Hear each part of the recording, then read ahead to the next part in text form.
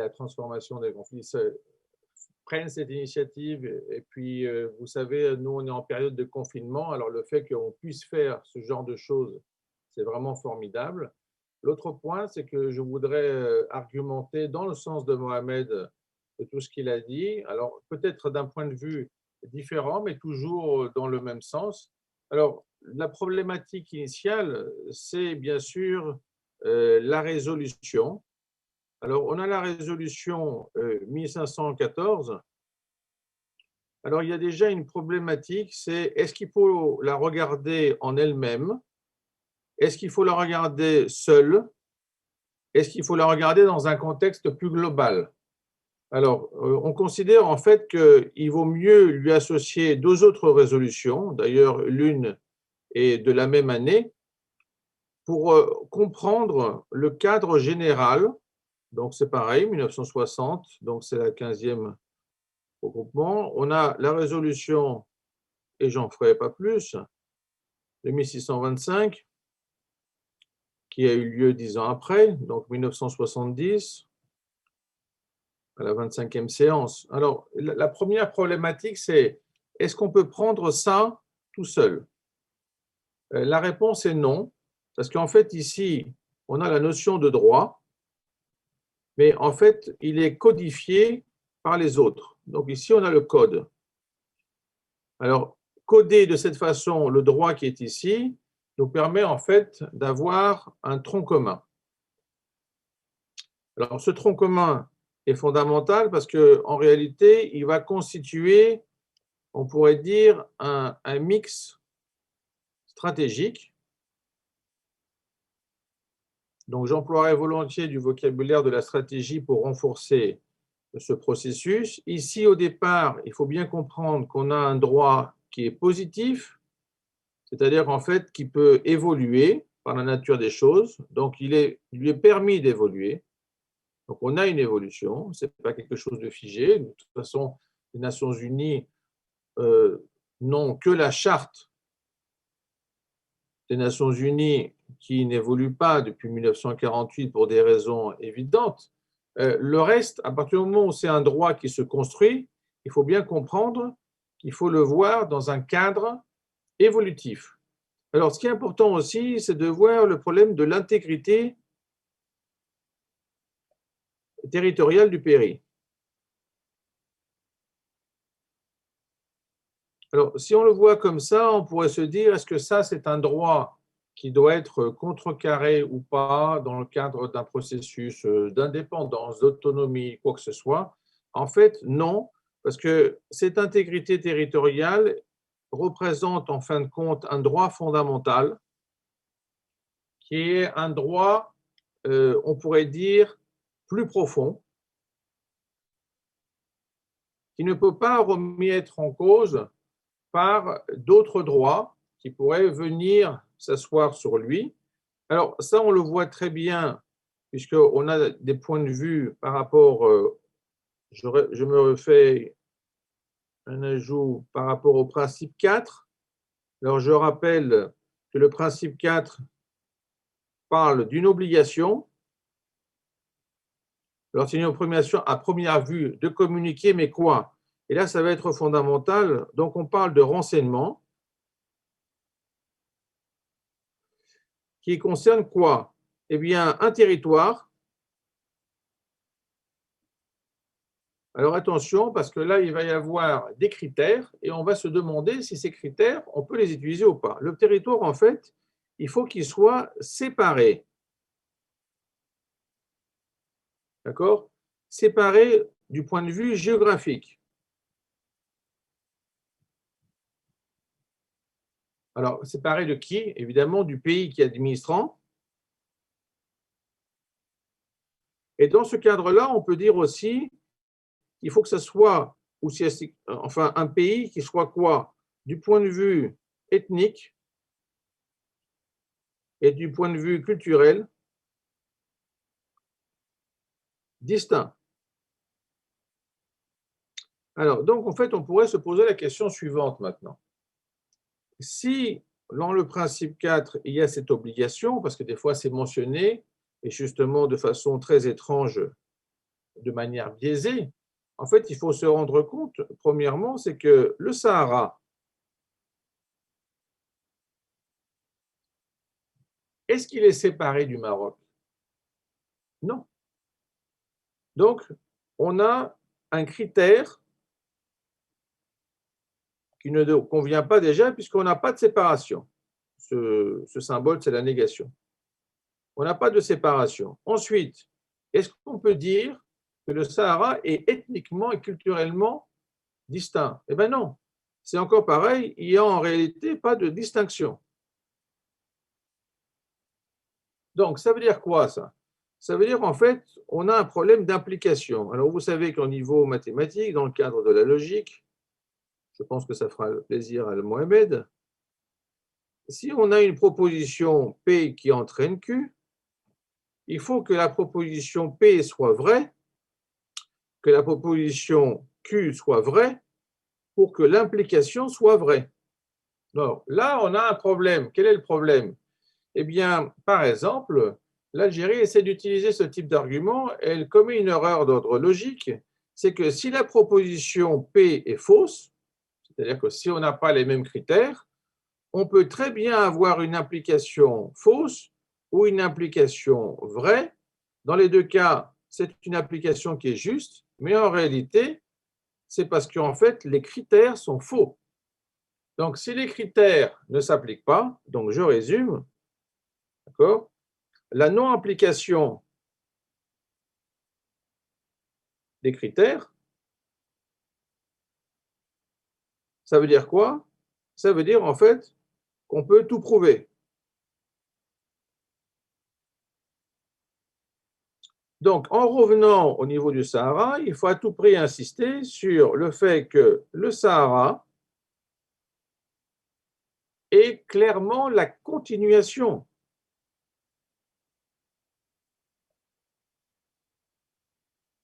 d'accord, du Maroc. Alors, là, on a un autre problème qui est, du point de vue maintenant stratégique, il y a toujours un effort qui est fait par certains de créer une confusion entre un processus de décolonisation et un processus de réappropriation d'une intégrité territoriale. Alors, prenons l'exemple. La colonisation, en fait, c'est un pays qui va dans un autre pays et qui considère que cet autre pays, finalement, lui appartient. Donc ça serait un processus de colonisation. Et si on voulait faire le contraire, on aurait un processus de décolonisation. Ça a l'air d'être clair. Pourtant, même si c'est clair, donc je vais mettre un peu de couleur. Je vais prendre une couleur plus saharienne. La réalité est différente. La réalité est différente. Pourquoi?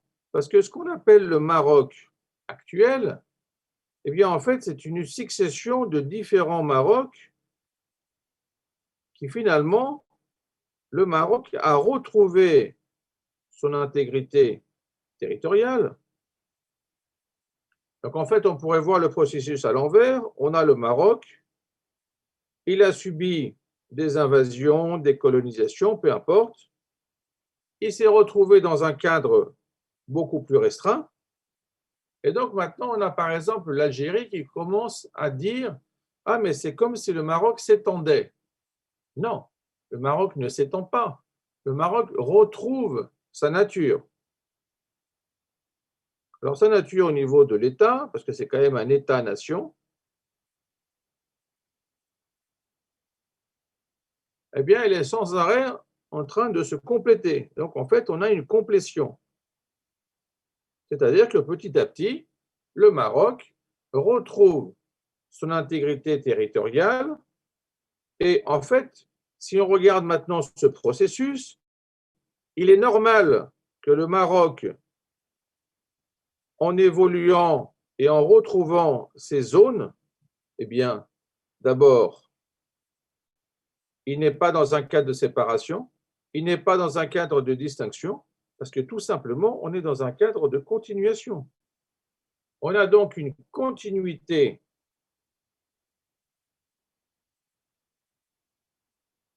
on pourrait dire sur le plan ethnique, sur le plan culturel, bien sûr, et on n'a pas de séparation donc sur le plan territorial. Alors, si on a le caractère ethnique, le caractère culturel, le caractère territorial, eh bien, c'est exactement la définition d'un État-nation. Alors, comme là, par exemple, on est en France, c'est comme si quelqu'un disait, puisque Mohamed a pris des exemples avec le Canada, je trouve que c'est bien aussi de le prendre avec la France. Imaginons par exemple que l'Allemagne nazie occupe la moitié de la France retrouve ses frontières et d'un seul coup, l'Allemagne nazie décide de dire ah ben non, ils sont en train de s'étendre. Ben, ça paraît très évident à tout le monde qu'on a une continuité ethnique, on a une continuité culturelle et évidemment, on a une continuité territoriale. Donc en fait, on peut dire clairement quoi? D'abord que si on se cadre dans ce processus, il faut bien comprendre que l'autodétermination est un droit qui ne peut pas supplanter l'intégrité. Alors ça, c'est un principe fondamental. Donc, il ne s'agit pas simplement de dire qu'on a un droit plus profond en termes d'intégrité, mais il s'agit de dire qu'il a une priorité. Ça veut dire quoi? Ça veut dire que si on permettait, par exemple, et ça a été très clairement dit par les Nations Unies, l'autodétermination qui ne respecterait pas l'intégrité pourrait conduire à ce qu'on appelle un phénomène de balkanisation. Donc, on aurait des entités qui seraient complètement séparées, qui n'auraient pas de nature à vivre en elles-mêmes, et donc, dans ce cadre-là, on aura un problème. C'est pour ça que les Nations Unies donnent une priorité à l'intégrité. Alors, l'intégrité, évidemment, dans le sens de l'intégrité territoriale du pays. Donc, on a un pays, clairement, donc en l'occurrence le Maroc, il a son intégrité, il a sa continuité, il n'y a pas de séparabilité. C'est un pays qui est connexe. Alors, je trouve qu'on n'insiste pas assez, je le dis surtout à mon ami Mohamed, la connexité est très importante. Pourquoi? Parce que certains pays, par exemple, ne sont pas connexes. Alors, c'est toujours un problème de dire est-ce qu'ils sont rattachables ou pas. Là, en fait, on a une connexité. Donc, attention, je parle bien de connexité et pas de frontières communes. La connexité, c'est quelque chose qui est plus profond. Ça veut dire qu'il n'y a pas de système de séparation. Donc, en fait, ensuite, quand on a des propositions, et c'est assez intéressant parce que quand il y a les propositions, Mohamed l'a très bien dit, tout ne va pas dans un sens. Il y a plusieurs propositions possibles. Alors, on parle souvent, par exemple, de la notion d'indépendance. Donc, certains voudraient nous faire croire que, par exemple, le principe d'autodétermination implique nécessairement l'indépendance. C'est faux. Il peut avoir un cas d'indépendance, mais pas forcément. Donc, dans ce cadre-là, si on est avec une indépendance, on peut aussi avoir un principe d'association. Donc, c'est tellement clairement dit. Donc, on a 4 solutions. On a aussi, évidemment, un processus d'intégration. Alors, c'est assez important parce que dans le cadre mondial, les Nations Unies ont tous les cas. Et aussi, il ne faut pas l'oublier, qu'il faut avoir aussi dans ce cadre-là tout processus politique librement décidé.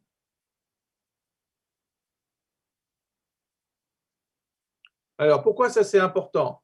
Ça veut dire en fait qu'on a un point de départ, on a plusieurs possibilités, et là on peut se rendre compte que dans le cadre de ces plusieurs possibilités, eh bien, le principe et l'initiative marocaine, elle est complètement cohérente. Donc, on a un problème de cohérence, on est bien. Alors, je sais bien que d'habitude, en fait, on parle de crédibilité, mais moi, je veux le dire aussi du point de vue stratégique. On a une cohérence, on a une consistance. Alors là, je retrouve, en fait, si vous voulez, du point de vue Là, c'est plutôt de la stratégie, là, c'est plutôt de la diplomatie. Alors, la diplomatie, ce serait plutôt de dire c'est une solution qui est crédible, oui, c'est une solution qui est pragmatique, donc qui a du sens. Mais en fait, il faut bien se rendre compte, si elle est crédible et si elle a du sens, c'est parce qu'elle est cohérente et consistante. Elle n'est pas crédible parce que c'est simplement un problème d'interprétation, c'est un problème de fondement. Donc, on parle de fondement. Alors, je reviens au problème de l'interprétation. Je reviens ici. L'interprétation. Alors, ça a été très bien expliqué par Mohamed, mais enfin, j'insiste quand même, et puis comme ça sera dit aussi en français. L'idée est la suivante. On a un fait qui peut être interprété par différentes personnes, d'accord. Mais là, quand on parle de fondement, on n'a pas d'interprétation, on a la nature. Donc, en fait, là, on a la nature de l'objet. Donc, par exemple, si on a un livre, on ne dit pas le livre, il est bien ou il n'est pas bien, on s'en fiche, c'est un livre. Là, en fait, on a un État-nation. Alors, pourquoi c'est drôle? Parce que quand on a une interprétation qui est fallacieuse par un État qui n'est pas nation, ça c'est encore plus fort quand même, hein, parce qu'en fait, on a un État qui n'est pas nation, qui n'est pas un État-nation, qui accuse un État qui est un État-nation de ne pas avoir de continuité territoriale, culturelle et ethnique. Donc là, on pourrait se poser la question, c'est un État qui n'a été créé que de façon statutaire.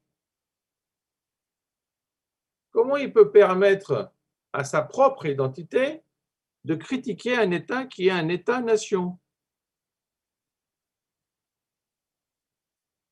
Eh bien, justement, il essaie de mettre en évidence que ce n'est pas vraiment les mêmes critères. En réalité, on a les mêmes critères et il faut bien se rendre compte finalement que, comme il s'agit d'un retour à l'intégrité, on n'est pas du tout dans un processus de décolonisation.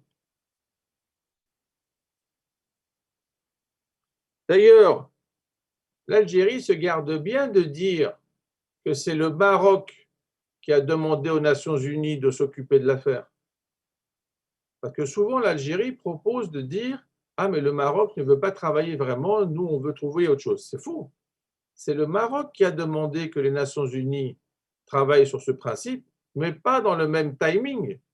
Le processus de décolonisation, il est correct, mais par rapport à l'Espagne, pas par rapport au Maroc. Donc, en fait, sans arrêt dans l'interprétation, et justement parce qu'il y a des personnes qui ne sont pas au courant, on a une interprétation algérienne du genre le Maroc tente de coloniser, mais il ne tente pas de coloniser puisque c'est son entité. En fait, le Maroc fait simplement un retour dans son intégrité territoriale et se retrouve dans une zone qui est naturellement consistante, cohérente, sans séparation, sans distinction. Et ça lui permet finalement de dire quoi? Et là, je vais retrouver un principe qui est important par rapport à ce que disait aussi Mohamed, c'est que si on est dans un cadre d'État-nation qui retrouve son intégrité, d'ailleurs c'était votre propos, même en anglais tout au départ, le problème du référendum.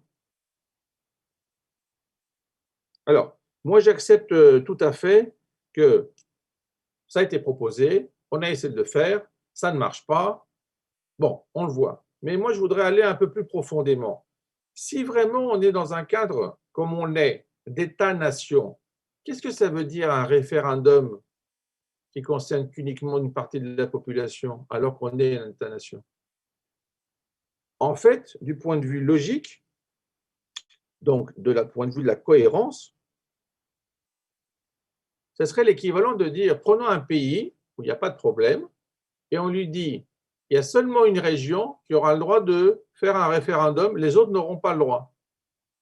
Tout le monde dirait, mais enfin, ce n'est pas possible, parce qu'il faut que ça soit un référendum national. Ah non, non, il n'y aurait que cette région qui aurait le droit de le faire, et cette région pourrait dire, bon, ben, ça me plaît ou ça ne me plaît pas. Le problème, c'est quoi? C'est que quand c'est proposé comme un modèle ici, de colonisation, ça donne l'interprétation suivante, c'est que l'État colonisé a le droit de faire un référendum dans sa partie colonisée. En réalité, là, qu'est-ce qui se passe?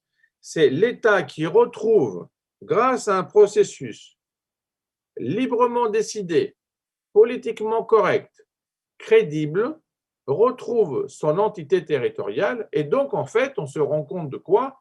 Et même Mohamed l'a très bien dit, eh bien, c'est simple.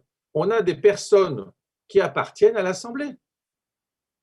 C'est comme si maintenant on leur disait, ça serait bien que vous vous retiriez de l'Assemblée, que vous fassiez un référendum entre vous, et après on va voir si on va vous remettre. Alors, ce qui serait surprenant, c'est qu'ils décident de se remettre. Donc, c'est pour ça que je dis, en réalité, de façon plus profonde, puisqu'on a parlé de fondement sur le plan stratégique, comme c'est un pays qui retrouve son intégrité territoriale, et comme cette intégrité territoriale est plus importante que le principe d'autonomie en elle-même, il ne peut pas être remis en cause, eh bien, d'un seul coup, on a deux entités qui nous permettent de dire que le Maroc a eu l'esprit ouvert en disant c'est bien, s'il faut faire un référendum, qu'on le fasse, il n'y a pas de problème, voit que ça ne peut pas fonctionner, mais moi, ce que j'essaie de dire, c'est que si ça ne peut pas fonctionner, c'est que dans le fond, soit on a un problème de nature de vote, soit on a un problème de nature de votant. C'est-à-dire que qui a le droit de voter? Et là, vous l'aviez très bien dit précédemment, c'est qu'on est tous d'accord, a priori, pour faire un référendum, mais on ne sait pas qui va le faire. Alors, si on ne sait pas qui va le faire, qu'est-ce que ça veut dire être d'accord sur le référendum? Alors, en fait, on se rend compte que l'initiative marocaine est les plus efficaces, parce que ça n'est pas dit, et je pense que ce serait bien de le dire, je m'adresse aussi aux diplomates, hein. Si vous pouviez de temps en temps dire le mot efficace, c'est pas grave, quoi. Alors que nous, en mathématiques, on l'a. Qu'est-ce que je veux dire par là? Si vous avez une solution qui est efficace, alors qu'elle est crédible, alors qu'elle est pragmatique, c'est encore mieux parce que si moi je vous propose une solution qui va être très bien, mais dans 100 ans, vous allez dire c'est bien ça, c'est bien, mais ça ne sert à rien. Nous, on veut une solution qui soit vivante. Eh bien, cette efficacité provient du fait que comme on n'est pas dans un processus de décolonisation, en fait, on est dans un processus de justice. Et c'est comme ça que je voudrais terminer en disant qu'il ne faut pas essayer sans arrêt de répondre aux critiques du Polisario qui n'était même pas là. Il ne faut pas répondre aux critiques de l'Algérie qui essaye de dire que cette conception nuit à sa propre personne. Alors, elle veut en même temps être indépendante, mais les Nations unies l'ont bien remis à sa place. Ils ont dit, vous ne pouvez pas être indépendant, vous êtes partie prenante. Bon, alors, elle veut être soi-disant neutre et indépendante. C'est la seule qui s'occupe du problème.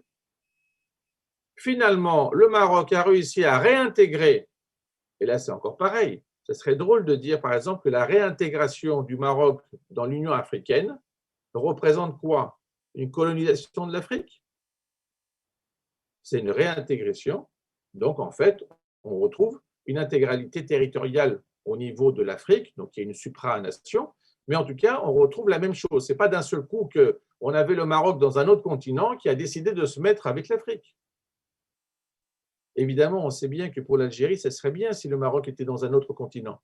Mais le Maroc est en Afrique. Alors, ce que je voulais dire, pour conclure donc, c'est qu'on n'a pas l'application des critères. On ne peut pas réduire la résolution 1514 comme une résolution seule. Il faut la voir de façon évolutive avec la résolution 1541 et avec la résolution 2625 pour avoir un tronc commun qui soit cohérent et qui nous permette de dire, voilà, il y a des droits, ils sont codifiés de telle façon, mais la codification ne doit pas remettre en cause l'intégrité territoriale du pays. Voilà pour ma part. Encore merci pour cette invitation.